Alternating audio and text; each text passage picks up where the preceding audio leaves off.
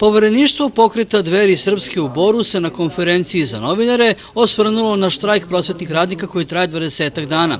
Kako kažu o ovom pokretu, prosvetni radnici štrajkuju iz vrlo opravdanih razloga, ali nijedno ministarstvo, niti jedan medij s nacionalnom frekvencijom se ozbiljno ne bavi ovim alarmantnim stanjem u prosveti Srbije. Pokret Dveri kao ozbiljan državotvorni pokret ne može stajati po strani dok se srpskoj prosveti zadaju konačni udarci. Ovakvo stanje je posljedica više loših odluka, od kojih ćemo ovde navesti dve. U skladu sa devizom da Evropska unija nema alternativu, mi prihvatamo sve loše stvari koje nam iz te iste Evrope dolaze. Jedan od najboljih obrazovnih sistema u svetu mi smo zamenili Bolonjskom deklaracijom, gde se testovi rešavaju po principu zaokruživanja, eci-peci, a ujedno uvodimo i đake sa posebnim potrebama u redovnu nastavu, gde su sva deca na gubitku, a sami nastavnici nisu obučeni za takav rad.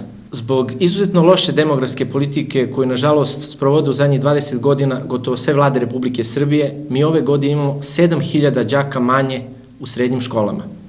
Zbog ovakve antiporodične politike danas i prvi na udaru prosvetari, a koliko sutra to će biti i penzioni fond, jer imamo više starih nego što imamo dece. Unija sindikata predlaže 3 rešenja. Prvo je smanjiti broj đaka po odeljenju na 25, čime bi se ujedno i poboljšao kvalitet nastave. Drugi predlog je odlaganje finansiranja po učeniku. Ovakva mera uvedena je u Bugarskoj i dovela je do katastrofalnih posledica. Gotovo sve seoske škole u manjim sredinama su zatvorene, a mi znamo kad se zatvori škola u selu, zatvara se i selo. Treće rešenje je uvođenje obaveznog srednjoškolskog obrazovanja. Valjda je svakom savesnom roditelju u interesu da mu dete ide u školu i stiče radne navike, umesto da vreme provodi po klubovima i kafićima.